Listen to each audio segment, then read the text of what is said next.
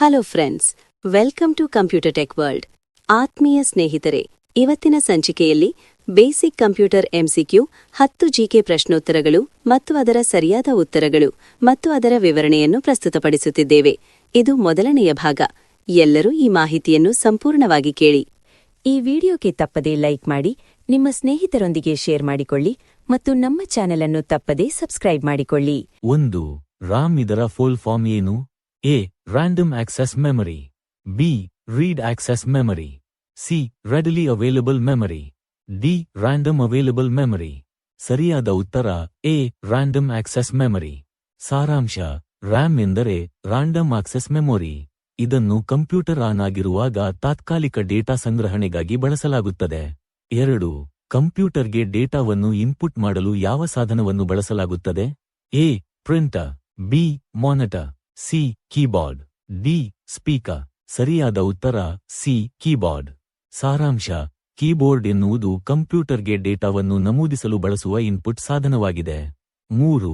ಕೆಳಗಿನವುಗಳಲ್ಲಿ ಯಾವುದು ಸಿಸ್ಟಮ್ ಸಾಫ್ಟ್ವೇರ್ಗೆ ಉದಾಹರಣೆಯಾಗಿದೆ? ಎ.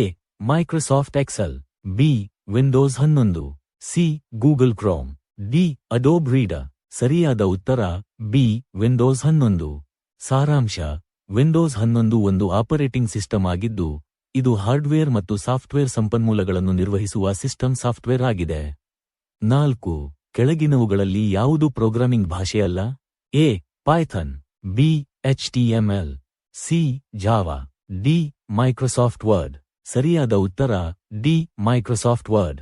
ಸಾರಾಂಶ: ಮೈಕ್ರೋಸಾಫ್ಟ್ ವರ್ಡ್ ಇದು ಒಂದು ವರ್ಡ್ ಪ್ರೊಸೆಸಿಂಗ್ ಅಪ್ಲಿಕೇಶನ್ ಆಗಿದೆ, ಪ್ರೋಗ್ರಾಮಿಂಗ್ ಭಾಷೆಯಲ್ಲ. 5. ಸೂಚನೆಗಳನ್ನು ಕಾರ್ಯಗತಗೊಳಿಸಲು ಕಂಪ್ಯೂಟರ್ನ ಯಾವ ಭಾಗವು ಕಾರಣವಾಗಿದೆ? A. Hard disk. B. RAM.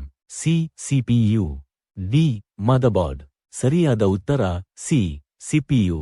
ಸಾರಾಂಶ: ಸಿಪಿಯು ಸೆಂಟ್ರಲ್ ಪ್ರೊಸೆಸಿಂಗ್ ಯೂನಿಟ್ ಸೂಚನೆಗಳನ್ನು ಕಾರ್ಯಗತಗೊಳಿಸುತ್ತದೆ ಮತ್ತು ಡೇಟಾವನ್ನು ಪ್ರಕ್ರಿಯೆಗೊಳಿಸುತ್ತದೆ. 6. ಯಾವ ಶೇಖರಣಾ ಸಾಧನವು ಹೆಚ್ಚಿನ ಶೇಖರಣೆ ಸಾಮರ್ಥ್ಯವನ್ನು ಹೊಂದಿದೆ? A. DVD. B. USB flash drive. C. SSD. D. Hard disk drive. ಸರಿಯಾದ ಉತ್ತರ D. Hard disk drive.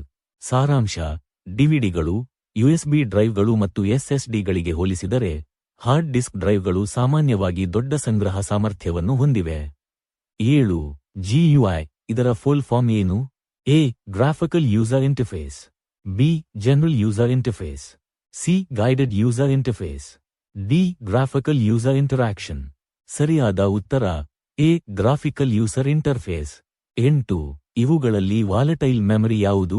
A. SSD. B. Hard disk. C. RAM. D. ROM. ಸರಿಯಾದ ಉತ್ತರ ಸಿ. ರ್ಯಾಮ್. ಸಾರಾಂಶ: ರ್ಯಾಮ್ ರಾಂಡಮ್ ಆಕ್ಸೆಸ್ ಮೆಮರಿ ಆಗಿದ್ದು, ಇದು ನಮ್ಮ computer ಚಾಲನೆಯಲ್ಲಿದ್ದಾಗ temporary ಮೆಮರಿಯಾಗಿ ಕೆಲಸ ಮಾಡುತ್ತದೆ. 9. ಆಪರೇಟಿಂಗ್ ಸಿಸ್ಟಮ್ ಇದರ ಮುಖ್ಯ ಕಾರ್ಯ ಯಾವುದು? A. Perform calculations. B. Manage hardware and software resources. C. Browse the internet. D. Create documents. ಸರಿಯಾದ ಉತ್ತರ ಬಿ. ಹಾರ್ಡ್ವೇರ್ ಮತ್ತು ಸಾಫ್ಟ್ವೇರ್ ಸಂಪನ್ಮೂಲಗಳನ್ನು ನಿರ್ವಹಿಸಲು. 10.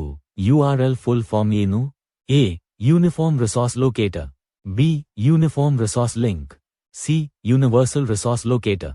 ಡಿ. Universal resource link. ಸರಿಯಾದ ಉತ್ತರ ಎ. Uniform resource locator.